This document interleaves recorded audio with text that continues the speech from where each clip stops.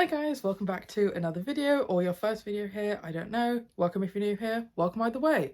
This is, again, very late. It is my wrap up from November 2023. As always, I start with the books that I DNF'd and then go through all of the books I read from least favourite to most favourite.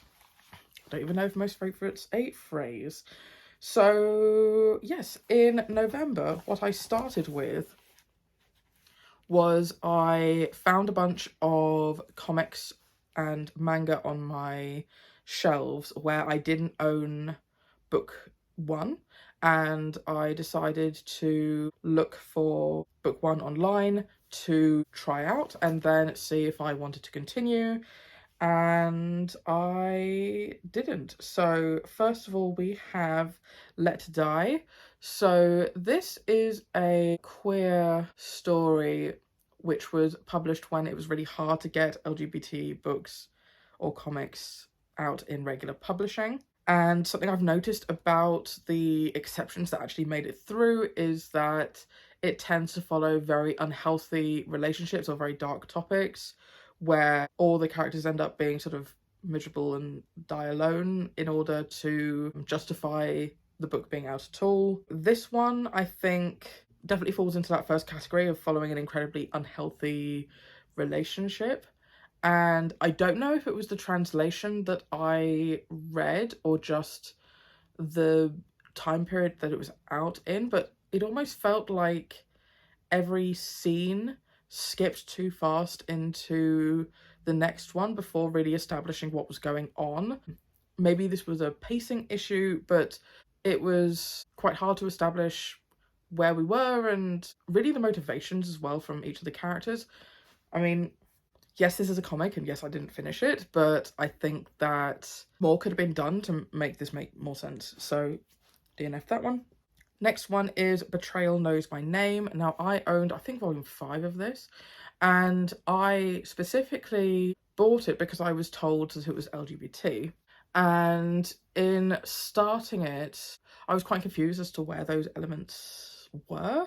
And so I started doing a bit of research about it, and I found that I'd been mistaken and that a lot of people read this and saw LGBT themes that kind of weren't there and were wanting certain characters to get together, even if they were portrayed as straight in the comic. And despite the fact that it was very well set up and the story seemed exciting, people seem to really love this series, it still gets a lot of hype even though it's an older comic series. The fact that I went into it with those expectations and those were dashed, I think that would have tainted my reading experience, so I decided not to continue. Next one is a comic series that I honestly didn't know much about but just decided to pick up, which is Fushigi Yugi. This manga artist gets a lot of hype in general, but the story really didn't work for me. I can't remember the story at this point. And honestly, it's quite old at this point, so if you've wanted to check it out, you probably have already. Another, do I class this as a comic? Maybe. It's A Secret Loves of Geek Girls. So this is a collection of short stories, comics, poetry from a bunch of different authors. I remember reading a previous collection from this set of authors a couple of years ago called, I think it was Secret Lives of Geeks or something along those lines. And I remember feeling okay about that one. This one, I was really feeling quite middle of the road. I had no motivation to continue, and so I just decided not to. The last one I've got is A Flame in the Night. Now, this one I think is probably the only one in here that I could potentially see myself returning to. I think that the concept was really interesting. It's following a vampire as the main character, and there was a lot of themes discussed in the first little bit that I read. Main character obviously has very severe PTSD and he is working through that. He is in an open relationship and there's open discussion of that. But I didn't like and this is going to sound really nitpicky, but I really didn't like the tense it was written in. It was quite jarring, and like that sounds like such a stupid reason to stop reading a book, but I didn't want to continue. So, moving on to my 1 stars, I have 6, and that is the fact that I re-listened to the entirety of the the My Dad Wrote a Porno podcast, and the porno novel that they are reading in each of those seasons is Belinda Blinked. The books themselves are very badly crafted, but I really love the podcast. We are following Belinda, who is a woman who decides to sleep to the top of the pots and pans industry and her adventures. Next we have some 3 stars. So I have another comic, and that is Full Volume Side Story. So I read Full Volume a little while ago, and it's following an author and a sex worker and their relationship. So this one follows 2 side characters in that original book. I read it front to back and it was fine and it was an enjoyable time, but I don't think I will ever return to it. Next we have My Dad is Better Than Your Dad, which is a comic I picked up at a local sort of craft fair. I think it was over, like, probably coming up to Christmas fairs and things. And I really liked the artwork. It was very, very sweet. But I think there was just something a little off in the wording.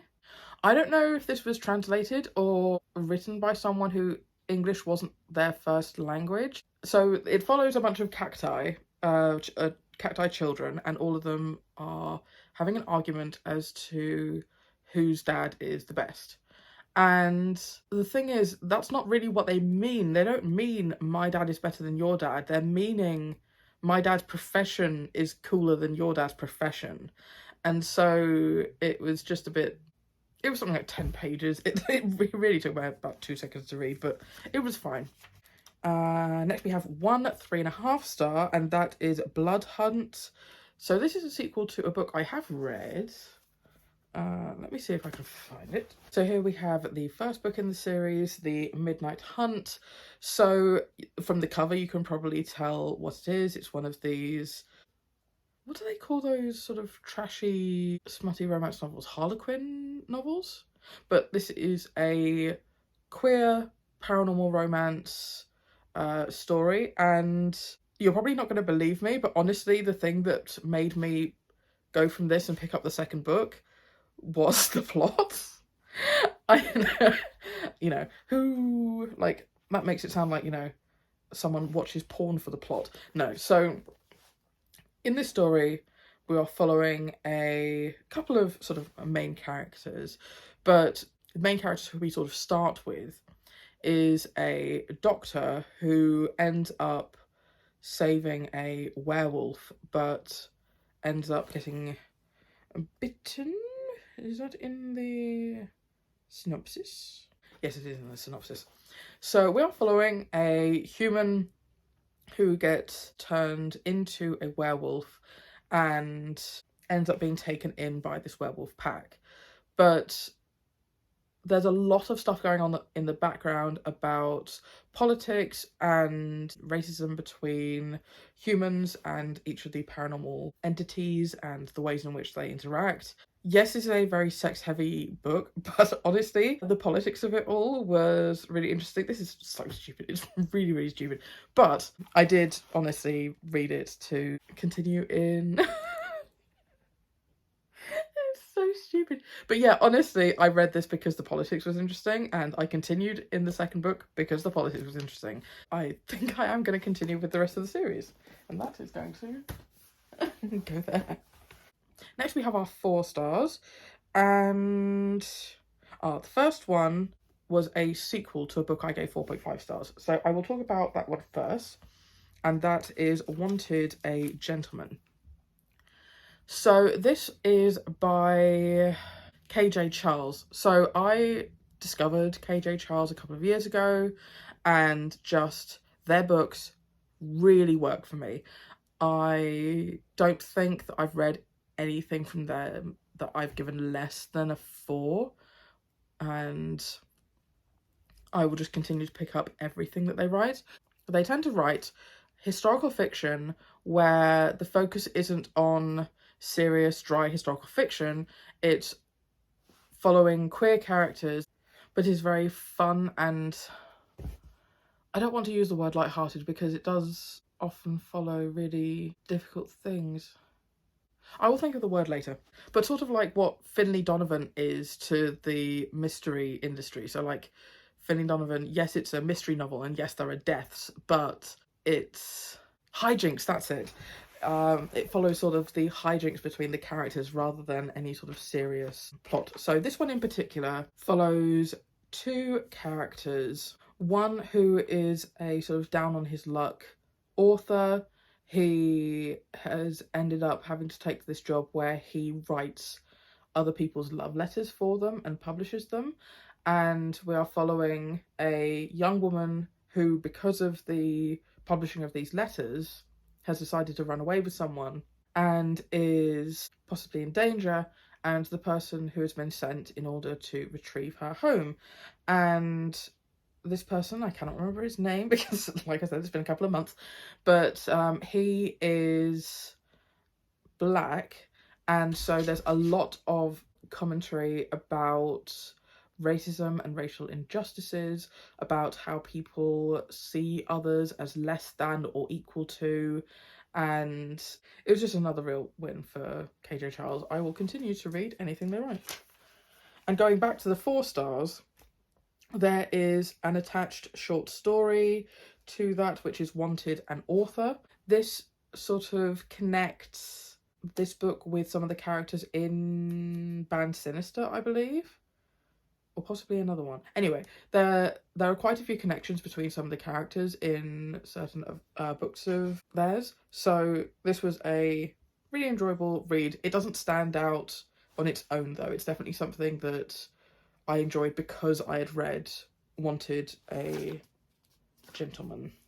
Next we have a short story collection, and that is Blood Feast. Again, the plots of short stories don't tend to stay with me as long as, say, a full-length novel would, but this was a really enjoyable read. Each of the stories felt really complete and really satisfying. Some authors who aren't very good at writing short stories, I think it just feels like a beginning that just cuts off rather than a fully developed piece, and I really loved this. Sorry, I don't have much more to say. Oh, this is another one I own, so I'm gonna go get it. So here we have Monologues for Others by Charlie Josephine. So if you are not in the theatre space, you may not know that often for audition pieces or for workshops, for cabaret night, people use monologues, so a selection of text performed by one person, and what people either do is they look through existing plays for monologues that would suit them, or people produce collections of monologues that people can use in these different circumstances. And normally how they are marketed is by gender and sort of mild demographic. So it might say monologues for young women, monologues for older gentlemen, monologues for, and there might be a bit more specificity to that, but something that this author quite rightly points out in her introduction, or in their introduction, I can't remember what pronouns the author uses, something that they point out quite rightly is that a lot of these monologues just don't fit very well or don't tend to fit very well for people who tend to fall outside of the gender binary, even if they aren't trans or non-binary. Say, for example, as a very masculine woman, I've always really struggled to find monologues that would work for auditions for me without having to really adjust them. So this author collated some monologues from their own work, so they are from other plays, some that were written specifically for this collection, and I thought these were great. I think that I myself would use a number of these, and even the ones that I don't think would fit me, I think were written really well, and I will definitely be picking up other plays by this author. Next we have a comic. So I read Mad Dog Volume 1 and Volume 2. So this was a gay comic, had quite a bit of sex in it, and it was an enjoyable read, but I don't think I'm going to return to it necessarily. I gave it a slightly higher rating because it did go quite dark, and I like that out of a comic. But if you tend to like sort of Infinity Scroll comics that are coming out now, that sort of vibe of art style, I would recommend this one. If you are easily offended by gay sex, then I would not recommend this one to you. And lastly, for 4 stars, I have The Cage Birds, which I do own, but honestly, I cannot be bothered to get out of this chair. It's very comfy. And so this is a play that I read. It's tiny. I mean, honestly, I think if it was if it had been published with like normal size writing, I think that it could have been a proper size play, but the version I have is about this size. It is a very short play following a number of characters who sort of represent how to describe it. So each of the characters on the stage is a bird who has been trapped in a woman's house. We do see her briefly, and we're following the newest bird. But the way that it's described it to be acted is that it's not like everyone's in bird costumes. It's more that the design of the costumes and the mannerisms of the actors imply bird-like features without actually being properly birds. But I thought it was a really excellent dive into Stockholm Syndrome and being manipulated into perpetuating the behavior of your oppressor. I think that was a really interesting theme in here. And honestly, the way that it was described in terms of staging, I would be so interested to see this actually performed. I think it would be quite visually interesting as well. So I have 2 4.5 stars, or one I've already talked about, which was Wanted a Gentleman. The other one is another reread. I talked about this extensively in last month's video, but that is How I Stole the Princess's White Knight and Turned Him to Villainy, which I read a grand total of 6 times. Again, I think that I was going through a lot over the past couple of months, and I needed comfort reads, and I found that rereading something where I already knew what was going to happen was very calming of the anxiety. And also the fact that it had been originally released in a sort of like serialized, so it was split into 5 or 6 mini stories and then collated. The reading experience felt very episodic. So yes, there was a wider narrative, but in terms of the narrative that was presented sort of periodically, I knew it was going to wrap up within a short period of time. So it was a very gentle reading experience. I'm not going to be recommending this to hardcore fantasy lovers. This is very much like a junk food book, very, very fun. It follows a white knight who, to all extensive purposes, not to all extensive purposes, to the outside viewer, he has it all. He is the loyal protector of the wonderful, beautiful, kind princess of the land, when in actuality she is an absolute tyrant. Her actions will be leading to a lot of deaths. He wants to prevent it, and the only thing that he can think of doing is to go to their most infamous black sorcerer. And he finds that this person is not actually as bad as everyone makes him out to be, and they form first of all an alliance, and then a friendship, and then a relationship. The relationship moves honestly slower than I expected to with this sort of novel, especially from the perspective of the knight. This sort of novel can often fall into this sort of insta-love territory, which it definitely did for the sorcerer. Something else that I really loved was the representation of, I can't remember the term, I think it's grey asexual, but the knight, and I cannot remember his name right now, because again, I read this a while ago, does not feel attraction to people without having a strong connection with them first, which is not something I see a lot in literature, and it's nice that it's getting some representation. And finally, we have some 5 stars. So first of all, we have another reread, which is Sword Heart. So this has been doing the rounds on BookTube for a number of years, I would say now. I think it's if I'm wrong, I'll cut this out, but I think it's a slightly older release that started gaining a lot of traction when cozier books were wanted by people.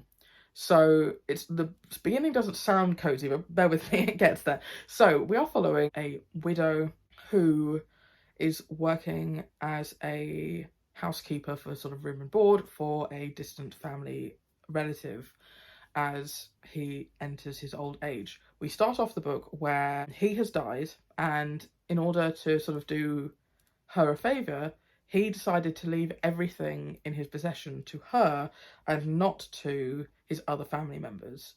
And they don't accept that, and so decide to lock our main character up in her own bedroom until she agrees to be married off to her cousin so that the money can go to them. She tries to escape, sees no way out of her situation, and she decides, kind of like what's that film?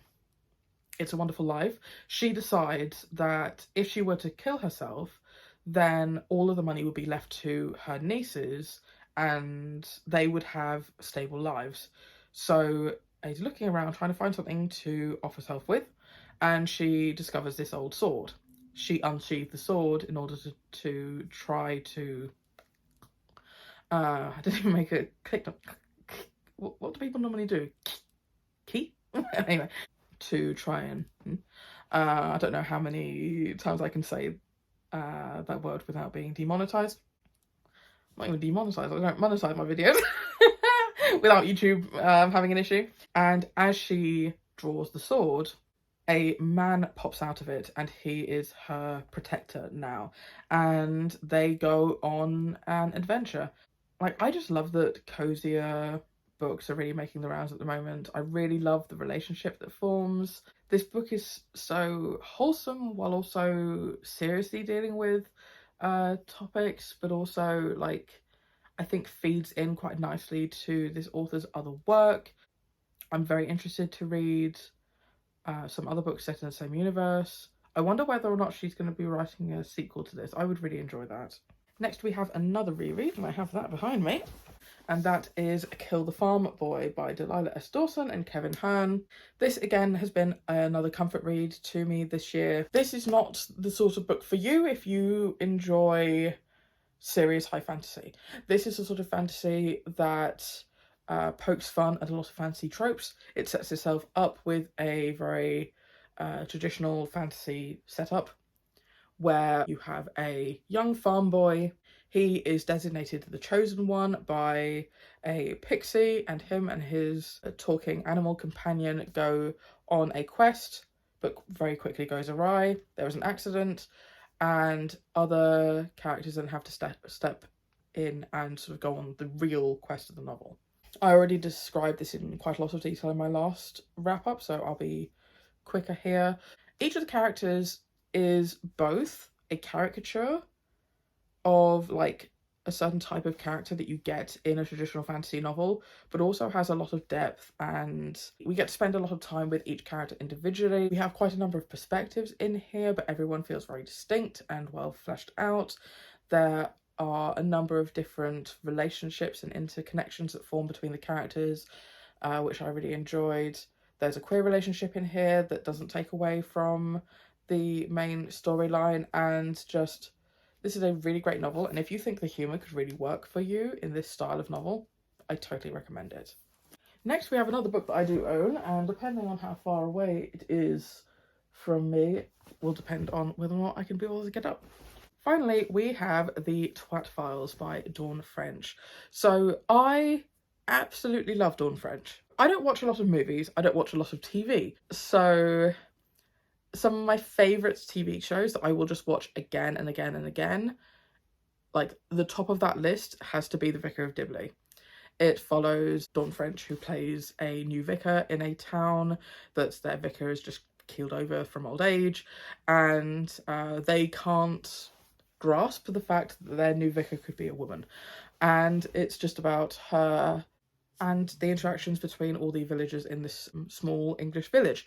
So this book is sort of the product of a show that she put together, which was a cross between like stand-up and theatre, where she goes through a bunch of stories in her life where she was an absolute twat. And because there were more stories than she felt could fit in that show, she ended up collating them all in here. And so I don't normally pick up memoirs that are just, here's a bunch of stories from my life, but I think that Dawn French is so aware of the occasions where she can be an asshole and it felt so approachable in that way. Also, I think that because I only knew Dawn French from certain aspects of her career, for me it was also really interesting to hear about other things that she has done. And yeah, I don't know whether or not this would work for someone who didn't know who Dawn French was and wasn't aware of her work or her style of humour. I'll have to ask someone maybe who's read this and doesn't know who she is, but if you are a Dawn French fan, I really recommend this. And there you have it. So those are all the books that I read in November of 2023. I would love to hear about a book that you really enjoyed. Maybe from November, maybe just from last week. I don't mind. But I will see you in my next video. Bye.